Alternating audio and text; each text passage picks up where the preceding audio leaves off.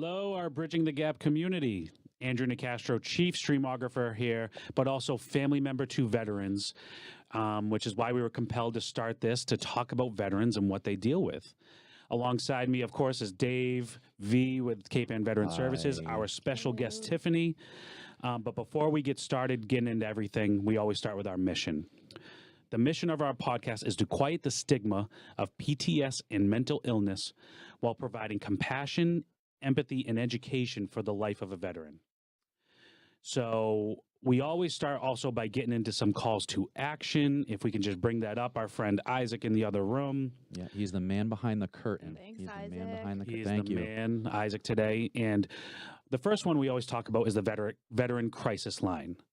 As you can see, it's in the top left there. So you can dial 988, then press 1, or text 838-255, or chat online at their website, veterancrisisline.net, which is 24/7. All of those avenues are 24/7. And whatever you define as a crisis, that's for you to use. Yeah. I also want to chime in here and give a quick shout out to our Gloucester Veteran Services office. If you are local to Gloucester or any of our Cape Ann communities, please feel free to give us a call. That is our old number up there. Our new phone number, we'll get that fixed for next time around, 978-325-5730. And then the local Gloucester VA CBOC clinic is also listed up here. So if you are in need of some healthcare services, 781-687-4824 is the line to call. The last number I want to share with you all, and we will go into a lot more detail on what the Lowell Vet Center has to offer. But the Lowell Vet Center, 978-543-1151, and our special guest today will be going into a lot more detail in what resources the Lowell Vet Center can offer. You can come to us, Isaac, because I don't want it to stay on the blue screen. I kind of like them, audience, to see us. So, man behind the curtain. Yeah, just click it again, and then that'll go away. I don't know what that means. I'm going to go over the Welcome Home Initiative, which is a Veteran of War retreat, and it doesn't have to be Veterans of War. The chaplain has let me know that any veteran can come. So that's going to be October 29th to November 1st. It's a scholarship retreat to a beautiful place in the woods in upstate New York. You get free housing, free food, and for the 3 days, we are healing in community together, which is very important. So you can email us at bridgingthegapvetpodcast@gmail.com. You should have taken a picture of that blue screen. If not, pause it, go back to that, and take a picture of it.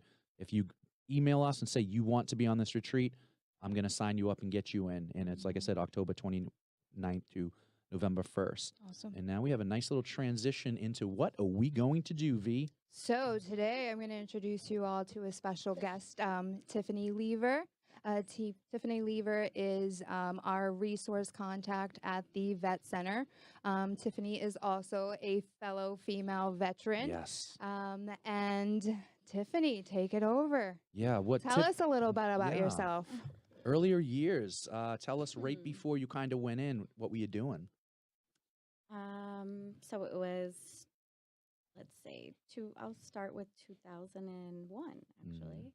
I went off to college after high school. I was paying my own way. That became like really difficult. So they kind of said, you know, you can't really afford to go here anymore. So you might want to find, you know, a different school to go to. So packed up my stuff and left. But before that happened, I actually, you know, it was, well, Let's rewind, actually. Well, what state were you in? I was in Virginia. Okay. So I'm originally from Virginia, going to school there. You know, 2001, obviously, I would say a lot of people remember 2001 very well, especially 9/11. So I was a freshman in college. I was actually working out in the gym, playing on the radio. Sorry, I am like so discombobulated. It's okay. Yeah, you're doing amazing. Take a deep breath. Yeah. It's okay, girl. You're doing we got amazing. you.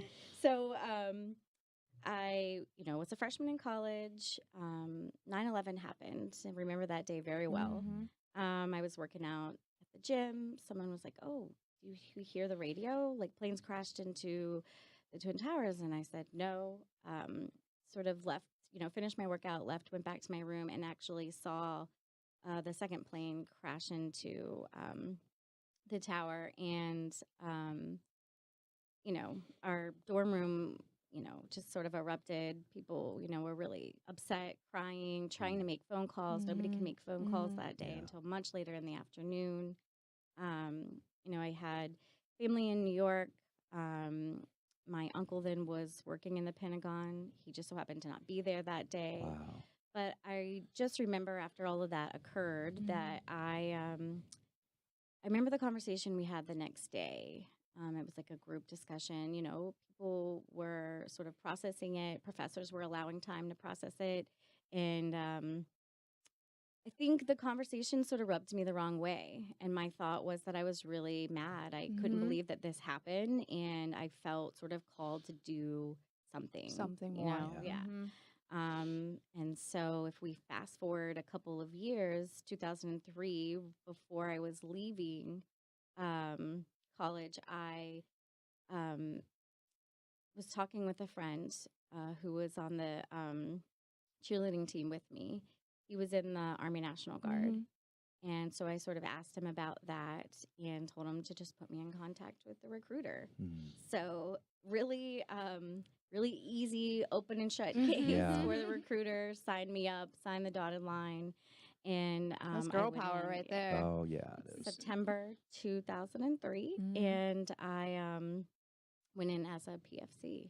Think about too, V, we talked about yours last time, and there's a spectrum of emotions after 9/11. Some were broken, crying, so sad, empathy, compassion, like how could this happen? Then there was a few of us who had this anger piece and this fire to do something about it and to do more. And that's what you were feeling as you were watching it happen. Yeah, definitely. Yeah. Yeah. And I think also, I think it was the conversations that, and I won't talk about those, but it was just things that people were saying that just made me feel really uncomfortable. Like I felt, I guess more patriotic, more, like this is my country. How could we let this happen to our country? Yeah, unbelievable. And our man behind the curtain is going to put up some pictures. I got it right here. Yeah, well, I guess Andrew, right? You're the man behind the curtain. The man behind the curtain. Yeah. You were a Who is baby there. that? I was. Wow. Tell us about this photo and what was going on and where you were. Yeah, so I actually don't know where this photo came from. Looks like in Africa. How I came across it, I'm like, was I like posing in basic training? Like, what was this? Well, the netting in the I background know, right? There's too. like, It's like all elephant set grass? up. I don't know. remember mine looking like that. Yeah. That's pretty cool. No idea where this came from. My Sniper. mom sent me like all my basic training pictures years ago, so I dug them up and I was like, well, I guess this will work. Yeah, you look so young. Like we were Very babies, right? We baby. were Yes. babies. We were so babies. That's it. That's When the we won't reality. Is talk we were about babies. how old, Yeah. this is maybe 20. Well, can I years share ago. to the audience that me and my friend are birthday buddies? Yeah. We were both born on September 6th. Yep. Yes. You were a little bit later than me. I think we're 5 years difference, but we're birthday buddies, September 6th. So that's Yeah. something that we found out too, which is awesome. Mhm. But she's young, and we all usually, the majority get in young. It's the 18 to 25 range. And we're always there. We're in boot camp going through a training, and we have this fire in us to do more and be more. And that's where you were at. Yeah, definitely. I Wow. was just trying to think. So I was definitely 20 when Yeah. I joined. Yep. This is actually at the end of basic training. I got coined by the commander of the post because I had a super high PT score. Yes, the you did. Highest in our battalion. So That's awesome. that was What was your run? What was the run? Is it a 1.5 mile run? two 2 mile Two. run? What was the Two time? for Do you us. remember?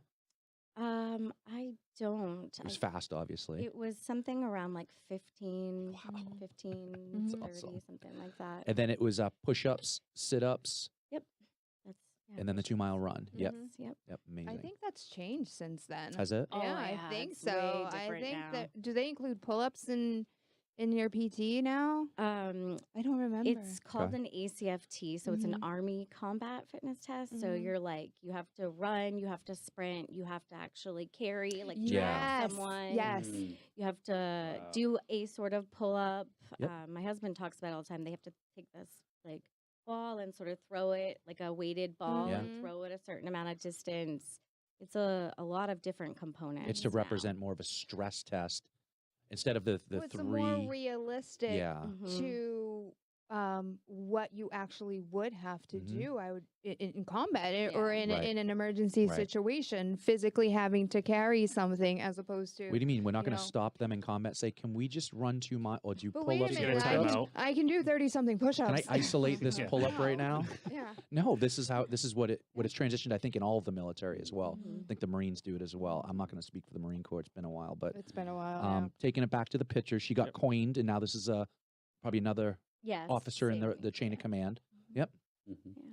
and a few people getting recognized. Snow. Ugh. What What are you in is this? Alaska? What is this? Well, I'm not a huge fan of snow. I will say that, but Yeah. Well, you live in New England. Yeah, I you know, did yeah. from Virginia to New England. Yeah. We'll get there. We'll get there. This is actually in Kosovo. Yeah. So 2006,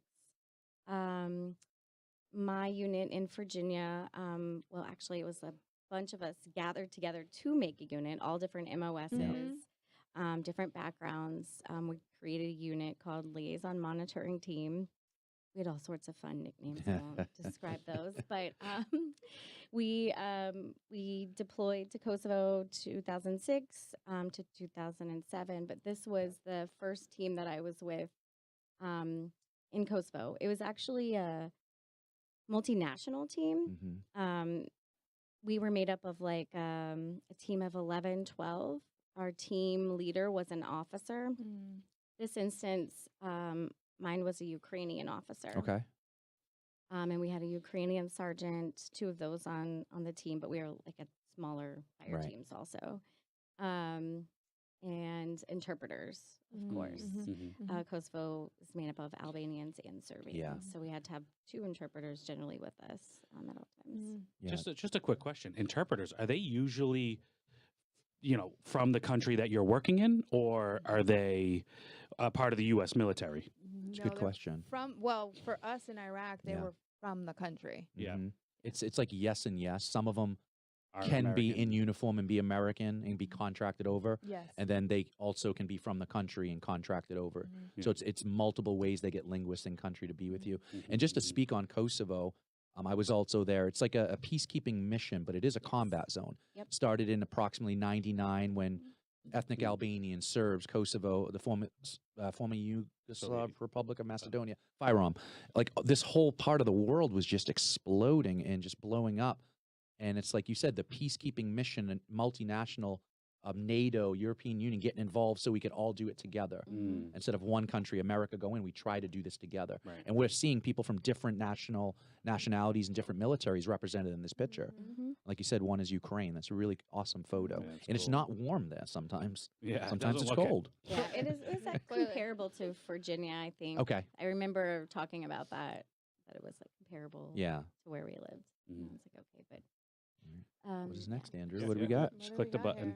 Ooh, look at the snow's gone. Yeah, this was like the second team that I was with during that deployment because it was actually 17 month deployment. And so I was with a much larger team. And our interpreters are also there. Top of the mountain, am I looking at? So it's Yeah. elevation. Yeah, the it was snow's very gone. mountainous. Yep. Mhm. Yeah. Have you there. met your husband yet? I'm sorry, I have to say it out loud, but I feel like you met him in Kosovo at some point. I did, yeah. I met him. But he's not in this picture. Nope, he's not in Or this picture. He wasn't in the other one. Okay. No. I did meet him there. His actual unit was from Massachusetts. Mhm. That's Mhm. kind of how I ended up Mhm. here. But his unit was our base security. So they did Yeah. tower guard duty, gate guard duty for a fob that Yeah. I was on. A fob. Andrew, not a key fob. What's Not a, a key what's a fob. fob, I Andrew? cannot remember, but I Photo know it's not a printing key base. fob. For a fob there in Kosovo. Love it. The helos. You're in a helo. Yes, yeah, we were Yeah. actually surveilling like the area that we did, like conducted our like operations in Yeah. that day. That was actually a fun day. So Did you guys go on a run? He's wearing like a marathon number or something. What'd you do? yeah, so this was a satellite because it's a peacekeeping mission. Yeah. It's a satellite Army 10 miler. Okay. Wow. So we ran the Army 10 miler. I actually did really. I was impressed with myself. Of course, you're the superwoman. You already I won the know. physical fitness award of the battalion. I did like physical fitness back on the day, not so much anymore. So you were one of those that love to run. Yeah. Oh, I yeah. did. Oh, Yes, if I I- could still do that, I would. Yep. most That was the definitely. one thing that I Oh, loathed. Did you struggle running. at it? Were you good But at it? No, I was fine at it. Yeah, I you just wasn't hated it. awful. I was good at PT. It was just I just hated running. I physically just hated running, and I said I'll never run again. And And have you stuck to it? no, I actually do run. She didn't stick to it. Yeah, I do run. therapeutic. Oh, okay. So we're fast forwarding a lot of years. What is this one? So this is actually train up at Fort Hood before yeah. my second deployment in Mm. Afghanistan. Mm. So came home from Kosovo in 2007, moved up to Massachusetts 2008, transferred from the Virginia Guard to the Massachusetts Guard. Still doing the same MOS, which Mhm. was actually human resources. Mhm. Prior to that, it was 42 Lima, but that's because I was old, and that's how old the MOS, and they had to like join two together and Right. make a better one, I guess. So yeah, lived here. We were getting ready to deploy to Afghanistan. Had a conversation with my husband, and we decided that we were going to go together. Mm-hmm. Wow. So we both were preparing to deploy in 2010. But if we rewind a little bit, after I moved up here in 2008, I found out that I was pregnant Mhm. with my first daughter. Yeah. And that was like quite a change. It was Mhm. exciting though. Right. We were both really excited. And so 2010 rolls around, we find out that we're deploying. She's 2. Wow. So yeah, when I talk about what was really hard for me on deployment, Mhm. what like really affected me, what I experienced firsthand is being away from my daughter. You had Yeah. to leave a Yeah. part of you Can't imagine. behind. Yeah. Wow. Yeah, she was imagine. 2.5 when we left, and we left for a whole year. Yeah. And you left her with family, relatives. Yeah, so she stayed primarily with my in-laws. Mhm. So forever grateful for what Mm. they did for Mhm. us. Knowing that she was safe and well taken care of definitely helped, but that Mhm. didn't stop me from crying myself to No, sleep absolutely every not. night. Well, Yeah. No, absolutely. that's why we're doing this podcast, because Mhm. even as a civilian, I've got a 15-month-old and a 10-year-old. For me to be away from them for that period Right. of time hurts my soul. Because you travel for just work. on the thinking about it, weekends. and that's just for long weekends. That's right. Mhm. It hurts 1 my soul year. just to think about it. So 1 imagining year. a whole year 1 Yeah. year. gives me a connection in Mhm. some way. Right. We still have Yeah. we still can't comprehend what you've gone through, but at least there's a little bit of that understanding, even just a hair of it. Yeah. Mhm. And that's why we're doing this. Yeah, and you said the daycare as well as your in-laws were amazing support. Yes, and I will definitely give a shout out to the daycare Magical Beginnings. She went to the one Yes. in Wakefield, and they took care of her as if she were, was their Mm. own. Their own, yeah. Sent me pictures. I won't forget. I got a little video or a picture, and it was like, what are you doing, Grace? And she's like, I'm texting my mom. Aw. So I definitely got a lot, from them, and knew that she was doing well with my in-laws and with the daycare. Mhm. So that was definitely, It's Yeah. good. It's good that you had a good, strong support group that you can Yeah. rely on that yes, would take care of your baby. yeah, Mhm. yeah, Yeah. because Mhm. not every time, not all the times does an individual have that sort of support Right. system. That's right. Right. Right. That's right. So- So Andrew, moving along with Yep, this yep. slide, I Okay, feel like there's a next. phoenix coming soon. There's yes. there's your buddy Adam. There's That's hubby. there's hubby. Yeah, that's amazing to see a photo. And again, V and her husband were deployed together as well. So to see them together and doing life together in a war zone, because a war zone's hard enough, Yep. but doing it with the one you love, is it easy? Is it hard? Is it mixed emotions? Well, I definitely say, and when I talk about the deployment, he was definitely my rock. If Yeah. if he had not been there, Mm, I don't know if I would have been able to Mhm. like go through it. Yeah. You know, there are obviously, you know, a lot of different things happened on the deployment.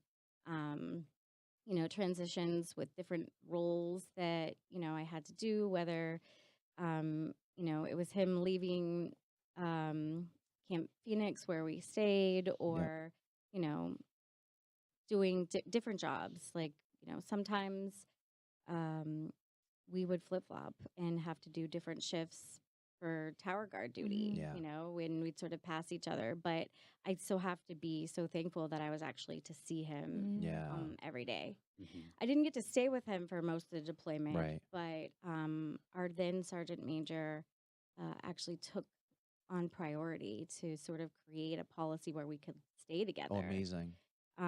Which, you know, Wow. most would That's not right. Most. Mhm. That's right. at all. Yeah. So we were very lucky in that way to be able to stay with one another on the deployment. Right. Mhm. And Adam is a Malden kid, so hey, brother. He Malden, is. that's because we shared that, and he's from the city. That's why she went from Virginia up here, where she doesn't love the cold, but she Yes. moved for Adam. She So did it's it for really him. cool. Did That's right. lived for love. All right, another photo, and this is Camp Phoenix. Yep. This is actually my team together before we went out. It was like a vehicle operations. We were getting vehicles fixed, so Yeah. we had to bring them to different locations. Yep, and Mhm. I'm familiar with Phoenix, as I was right down the street at the downtown Kabul at the embassy compound, Mm-hmm. and we used to come to Phoenix because I had shared with Tiffany that I loved the pizza they had. On, That's I just can't I believe know, I that's know. what you picked. We would, well, because you're in a war zone and you don't get pizza, so we would drive from our compound to get pizza down at Camp I'm not Phoenix. They gonna wouldn't lie, deliver? the first time we They went to, deliver. I think it was Anaconda or something in Iraq, the first time I laid eyes on, it was a frozen pizza. I mean, I It can didn't matter, tell- did it? didn't matter how good or how bad the pizza. pizza was. It is the most amazing pizza Yeah. you've ever eaten in a year. Yeah, and the Phoenix though was that base which everybody knew it was a military base. In and out come military vehicles. The road is a long road that goes from Kabul to Jalalabad, which is Jaybad, which is another dangerous city. So I want to highlight how this Camp Phoenix was a highlighted spot for Taliban and anyone else that wanted to hit them to hit this base. And specifically, Tiffany had shared a story with us about an up armored vehicle that they would use quite a bit, a bus. And she was on it one time with Neil Armstrong and astronauts. Yes, Can you yeah. kind of go into that story? Yeah. So we, like I said, we did lots of different jobs there. Yep. This time we had to do PSD, which is personal security detail, for Neil Armstrong and a couple other astronauts, because they came, you know, as an MWR event Yeah. to Afghanistan. So I actually got to eat lunch with him. Were you Wow. like fangirling? I don't know if I was, as much as I watched SF guys be fangirling. I can see that. Special Forces, Andrew. Yeah, I was I can like, see that. wow. In my head, I was like, Well, they were fangirling or fanboying. Oh, wow. They all of it. You never know. All of Yeah. it. That is crazy. I might have done that That's too. a sensitive Though, so. topic. I would. Yeah. Yeah. I But would. yeah, it was definitely a really amazing experience to be able to do that, to meet them and provide security. Right. We went to all the different camps in the Phoenix area or in Kabul area. Yeah. Mm. So think about that. There's Neil Armstrong and astronauts, not combat vets. Actually, Neil Armstrong was a Marine, I believe. So he was a combat vet. But you don't have to be a combat vet to be on the roads of Kabul or Afghanistan in a war zone. Right. Mhm. And I remember people would come over, like you said, MWR event. They're going to look around the certain area of Kabul, get their boots on the ground, and they need a personal security detail to take them in the armored vehicles and drive them around. And that was your team that day. Yep. Yeah. We drove them around in the up armored bus. Yeah. Which was, you know, you can see that thing coming a mile Yes, you away. can. It's a So, huge target. Yeah. Huge target. Mm. And you didn't get hit, No, I did not. but soon Very after, lucky. Mhm. a different team that went out did get Did hit. get hit. Yes, they did. Yep. And when I was going through some of my pictures, we had the memorial for them, and it was 5 service members, Air Force and Army, and then the combat stress dog that were all on the up armored bus that day that were hit with the VBID. Yeah. So vehicle borne improvised explosive device. Yep. and all of them did not Perished. survive. That's right. You can't help but feel the survivor's guilt. You Mhm. know, I was just there. Mhm. How did it get? How not That me? could have been me. That's right. Mhm. Seeing the Mhm. memorial of the weapons upside Mhm. down, the bayonets, the boots, the dog tags, Mhm. you're destroyed. And you can't be completely destroyed because you're still at war and you got mission to do. Yeah. Yeah, it was definitely like a reminder of, where I am, what's going on. This is real life. Yeah, Mhm. keep your head on a swivel. Yeah. It's conversations that I had with my husband. Mhm. Anytime either one of us left Camp Phoenix, Yeah. be, attention to detail, Mhm. like, your training, remember your training, do Right. what you were trained to do. Right. Andrew, do we have more photos? I feel like we have a John Kerry photo in there somewhere. It was Yeah. coming. There he is. Yeah. Getting pinned. So, yep, I was promoted to E6, and I don't even know how it happened. I guess he just so happened to be around, Mhm. and it was right around the time that I was able to be promoted, and I was asked, "Do you want Senator Kerry to pin you?" And I was like, Sure. "Sure. Like, Yeah. why Of would course I not. not?" Right. So yeah, he pinned me. This was in 2011. Yeah. Yeah, Mm. 2011. And if I hit next, I know it's just the same. Yeah. It's and Oh, yeah, This is her that with her It's husband. been, Yeah. yep, yeah. He, I think I actually remember um, posting this on Facebook after it happened. And writing like Senator Kerry gets to talk to the coolest married couple. in Ah, Phoenix. that's awesome. Not many can do that, can No, they? they That's can't. great. Yeah. Oh, and I But yeah. believe that was the last. yeah. I and- believe That's it and was. awesome. Yeah. Well, thank you for Mm. sharing those with us. beautiful. Yeah. And me and V love to talk about struggles that women can have in uniform. Mhm. So you were a staff sergeant, which means you did 10 to 11 years. You did a good amount of time. Yep. What were some struggles that you had in uniform being a woman? Yeah, I guess, it was the constant feeling of making sure that I measured up, to Mhm. my male counterpart. Mhm. But I don't know, I felt sort of obligated to do that. I wanted to be equal, if not better, than my Right. male counterpart. So I always, tried to work harder, and, be better than my male counterpart. Mhm. And in my head, it was to earn the respect of my male counterpart. Yeah. Right. We have to, as females, we have to try that much harder, but it's more for ourselves, for our own gratification, knowing that I can do, what you're doing and then some, Right. so that I can be seen as an equal. Mm-hmm. Mm-hmm. Did they still see you as an equal, even though you excelled physically and you always stood out, getting promoted, awards? Did your higher leadership see you as equal? Well, I would say that it was more of my fellow comrades that definitely respected me. Right. Mm-hmm. More of, enlisted soldiers that I worked side by side with. It was a little bit different as far as my, leadership, because I think, and it was more that I saw this on deployment, Mm-hmm. that I was like seen as that they had to make sure that I was taken care of or looked Mhm. out for. Right. And, may have acted like a father figure in a way to yeah. me. Mhm. That was definitely really hard to navigate because I left home when I was 17. Mm. You've been And independent most of Yeah. your life, and I had, I have a daughter, and Mhm. I actually have a stepdaughter Yeah. at that point when I was deployed.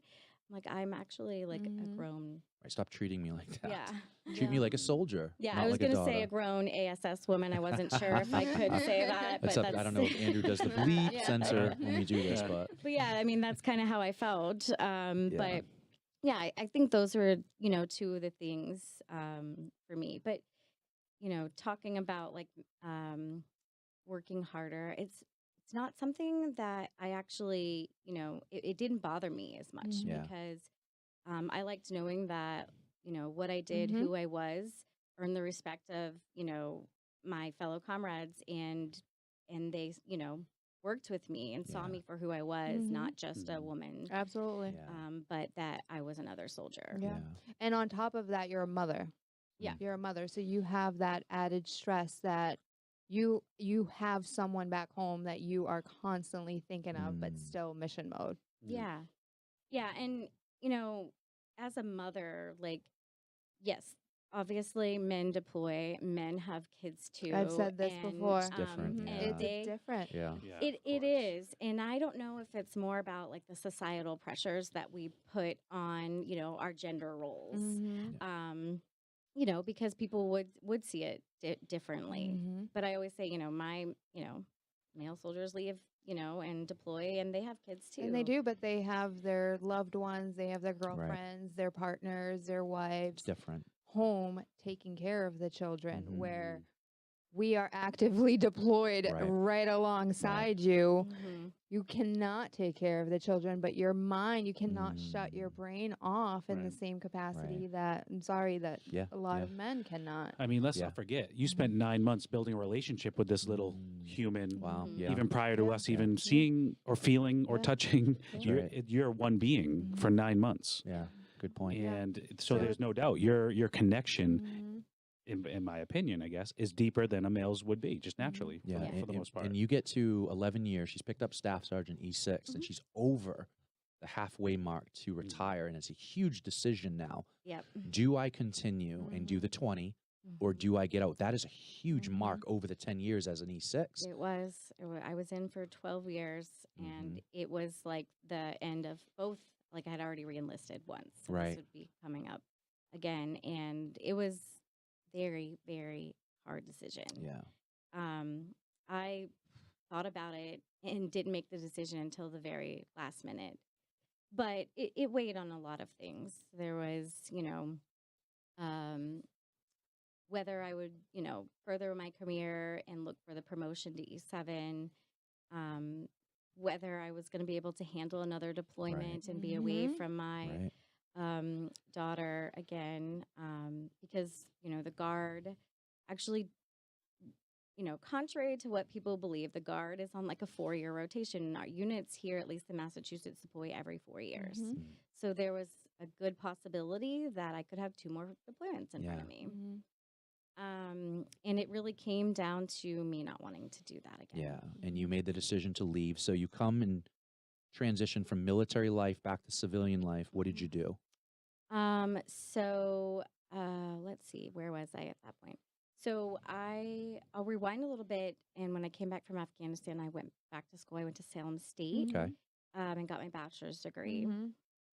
in sociology, double minored criminal justice, and Spanish. Not fluent, so don't ask. I was gonna, gonna try? I was gonna whip out the Spanish and see if you responded. I was just going to listen. So. Any work too while doing this? Yeah, so I was working part-time while going to school. Unbelievable. It really is. And doing all of that. And a When did you mom sleep? And a wife. Yeah. And a When mom did and you a sleep? wife. That's what I'm saying. Probably when I got my best sleep. Unbelievable. But yeah, so I did that, and then I was actually working part-time near the end of my degree at Salem Veteran Services. Yeah. Mhm. With the still VSO that's there, Kim Emmerling. Yes. Yeah. Love Kim. Yep, he's fantastic. He really is. So I did that. Mhm. And then once I graduated, I needed a full-time job. So I worked a very short stint at Veterans Northeast Outreach Center as a case manager. An opportunity opened up for me at Social Security. Okay. Okay. So I took that opportunity and worked there as a federal employee. Mm. I did that for a little over 2 years, and kind of found an opening, heard about an opening at the vet center. Because while working at Social Security, I realized that I really wanted to work with veterans Yeah. again, and that it was like my true calling. Mhm. I wanted to be able to help, my brothers and sisters. And I realized this because I was actually working with other veterans that worked at Social Security, getting them connected to their Right, benefits. right. Mhm. And I was like, oh, I actually like this a lot more Yeah. than this. So that's when I left Social Security and took a very large pay cut. Mm. Um, Won't talk about how much, but it was pretty big. Mhm. Yeah. My husband was kind All of, for your sanity and for the love of what your calling is going to yeah, be. definitely. I was actually commuting a little over an hour each way too, so Wow. that reduced my commute by a lot. Yeah. Yeah. And it was that, but working with veterans, it just seemed the right time for me to make that move, and so I began working at the Lowell Vet Center. 2017 sound about right? What I have in the notes, you started working there? 2016, actually. 2016. Okay. And I remember this because it was Halloween. I started October 31st, 2016. Oh, that's Right. cool. So kind of tell us, you're there 2016, you're at the Lowell Vet Center. Mhm. It's your new forever job. Yeah. You love it. I It's a big do. pay cut. Yep.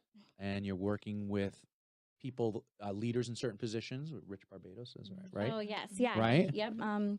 Yeah. So I was working, obviously, the vet center, and I'll get to Mhm. exactly what we do. Yeah. But Absolutely. counseling is our main thing, and worked with social workers, psychologists. But when I came in as an admin specialist. Mm-hmm. Then our office manager retired. Mhm. I was asked to fill her role. And after that, our outreach specialist, actually, then Rich Barbado, Yeah. he was taking on a bigger role within the organization and transitioned out of outreach. And I was asked by the director if I wanted this opportunity as the outreach specialist. Wow. And at that point, actually, went back to school again and was working on my master's. Okay, so in master's social work. degree now. So on top of all that, you're gonna throw in another degree. Yeah. Awesome. Yeah, I don't. That's a tough sometimes program, I too. don't know Yeah. what I was Mhm. thinking, but It's amazing. yeah, I went back and got my master's in social work. Mhm. So I wasn't sure if that was something I was ready to do because I was having to hold down a full-time job, Right. be a mom, be a wife, and with my program, it was a Friday nights and Saturdays. It's a 3-year program. Mhm. Wow. Yeah, at Boston University, and I had to do internship hours too.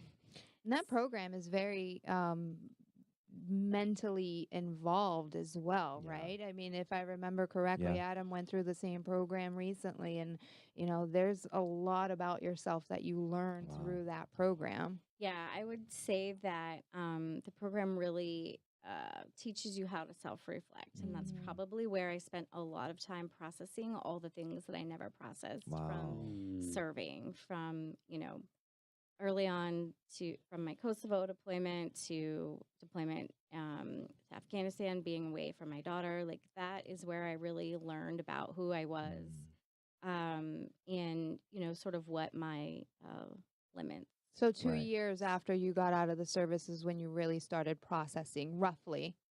Yeah, I Really guess started so. processing, what your experience was. So sometimes the transition isn't as straightforward when you get out of the service.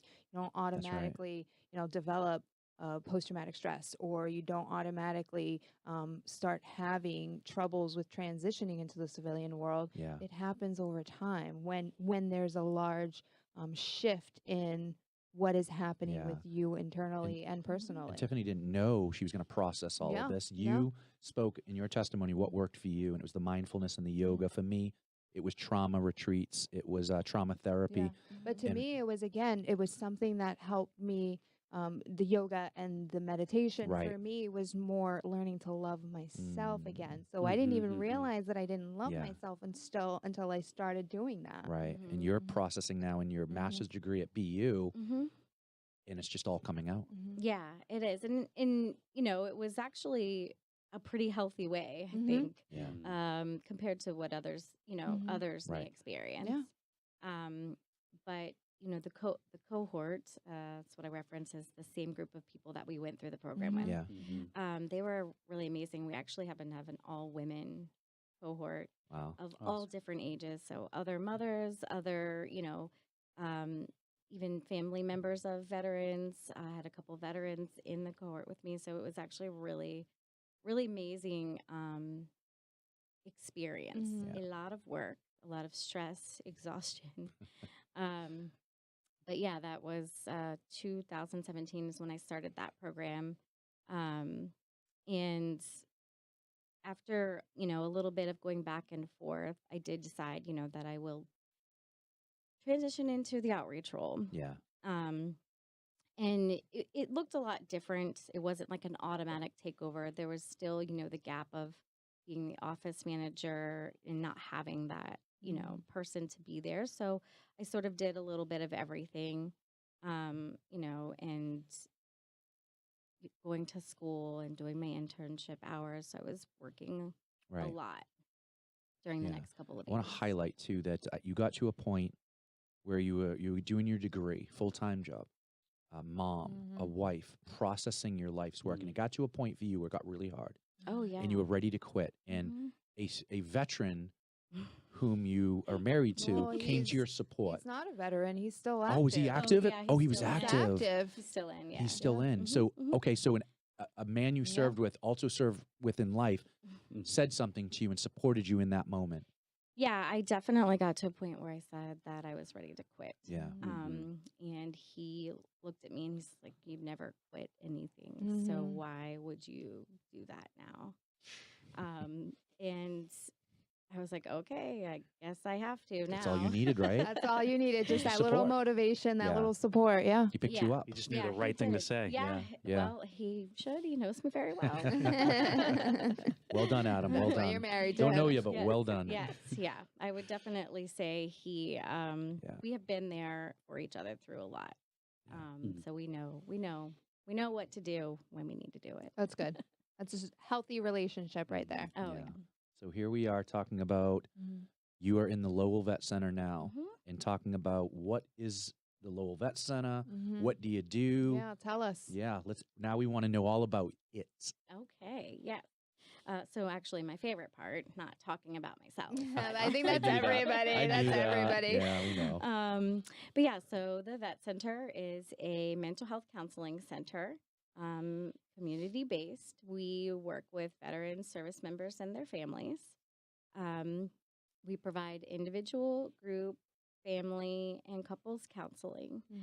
We really work with veterans and service members to, make a plan to work on goals that they want to Yeah. achieve, whether it's transitioning from a deployment or transitioning from the military. We try to create an environment for them where they're comfortable, and find that, the environment at the vet center is a place where they can easily connect with their counselor and feel comfortable to talk about what they've experienced. We create really what I would call a community, a network community. My role as an outreach specialist is to work with community partners like yourself, to sort of advocate for veterans' needs, to create a greater support system, Yeah. for veteran service members and their families. So, the Lowell Vet Center or any vet center, there's a stigma associated for veterans with seeking services, especially counseling services, mental health services. What makes the Lowell Vet Center an approachable place to Yeah. be, or an approachable place to go? Yeah, well, that's something actually we work really hard in our vet center, but I think in every vet center, is creating a place when you walk in, it feels like home. And that is done in a couple different ways. Some of my team members are service members or veterans themselves, so they understand the common military or veteran experience. We also have non-traditional hours, so a veteran or service member can make an appointment early morning or late in the evening, outside of the standard 8 to 4:30 or 9 to 5 hours. Yeah, it's such a good question because I've been to West Roxbury, I've been to Jamaica Plain, It's I've been to intimidating. Bedford. They're hospitals and it can be It's intimidating. very intimidating. There's a lot of people, just the hospital feel, and you're telling us that's not what it feels like or looks like Yeah, at your it's center. non-medical setting, Amazing. a smaller community-based location too. So you walk in and it just looks different. It Right. doesn't look like a hospital. Mhm. And I guess for me, being the family plug, Yeah. family members can feel comfortable and safe going into the vet center Mhm. and seeking support, advice, just someone to talk to as well. It's a safe place for them too. Yeah, it is. It definitely is safe for family Yeah. members, safe for veterans, safe for service members. Mm. Comfortable, relaxed setting. It's amazing. We have confidential records, Mm-hmm. meaning that the VA, the DoD, military units, or community providers can access our records. Yeah. So the only way they could do that is if the veteran or service member signs a release. That's great to Mhm. hear. Because some veterans, females, might struggle with men in the military or the military itself or that hospital setting. This is a place they can feel comfortable going, or men in general, anybody, Mhm. any veteran can feel comfortable coming to this place and not feel like the government or Department of Defense or the VA is hovering Right. over them. It's like keeping They don't tabs. That's feel amazing as to they're being hear. exploited. Right. Or, Right. Yeah, so they Exactly. can come get, counseling in a non-judgmental Yep. setting. Mhm. So I'm a broken veteran. I'm coming home from war. How do I get connected? How do I come see you? So, well, you can just walk in at Okay. 10 George Street, where we're located in Lowell. You can connect through your town VSO or city Okay. VSO, Mhm. like V. Yep. Or you can call me at the vet center, or you can just call the vet center in general and say, you would like to come in and, sort of see Yeah. what kind of ways I can receive support. Because that can be in many different ways. Yep. Could be one-to-one counseling, group counseling. Maybe you have a few questions about benefits. And that's where, we make these community partnerships. Relationships. Yep. Yeah. Where I might have a veteran come in and they're seeking, individual counseling, but also don't know about the welcome home Mhm. bonus or other Right. state benefits. And I say, actually, let me connect you to your Mhm. town VSO Mhm. and we'll, get them connected right away. We really, work to cover the whole veteran, get them the services they need, whether it's counseling or information about benefits, group counseling. Yeah. We really try to, help them create a plan that will help them succeed in the military and in their civilian life. Yeah. Mhm. Yeah. I loved the conversation that you and V had when V asked the question Mhm. about a certain character of discharge. If someone was Yeah. discharged from the military in a certain way, which Bedford would not take them on, or certain. Right. There's a lot of services that are out there, but they all have some sort of criteria Right. or character of discharge that they Mhm. have to oblige by, and it's oftentimes the people who have a less than honorable Right. or other than honorable discharge or dishonorable discharge that are in need of these types Sure. of services the most. That's right. So is that something that you have specific criteria for to become eligible to seek services? No, we don't. Actually, you can come Wow. to the vet center regardless of your discharge Mhm. character. You don't have to be enrolled in VA healthcare. You Mhm. don't have to have a service connection, and our services are actually free. Amazing. This So- is why the Lowell Vet Center stands out. Mhm. Mhm. Yeah. I don't like to compare the rest, Amazing. but other than the rest, this is why this is happening and why Yeah. we're exposing and bringing to the light the Lowell Vet Center, your story, which brought you in here to tell this, because people need to hear this. Men and women veterans need to hear this, and families. Yeah. It's an amazing, one of my favorite podcasts. I know I say it every time, but it's one of my favorite podcasts. Mhm. We started this podcast 9 months ago. This is our 9th episode Mhm. because 22 a day was a number which Kim had said we don't want to label anything 22 a day because a certain veteran with suicidal ideologies might say I'm one of them, 22 a day. Mhm. But what I loved when we met was that you had updated us on something. Oh, yes, that it's actually 17 a day. Mhm. How about that? Yeah. It's big. From 22 a Big. day, Mhm. the number has been researched and done again, and it's down from 22 to 17. And I had asked, why? Why is that down? And you had mentioned combinations of certain things that are working. Oh, yeah. Actually, I forgot that we talked about Right. this. Mhm. But I was just talking to someone else this morning, and we were talking about how suicide prevention, suicide awareness is not just one thing. Mhm. It's a multitude of Yes. things. connecting directly to veterans, providing places where they can connect with other veterans, connecting with them before they get out of the military. There's lots of different ways that suicide prevention, sort of takes shape. Yeah, absolutely. You had said it's multifaceted, it's a combination. And the vet centers and the VA recognizing the 20-year in Afghanistan created approximately 2.5 million veterans.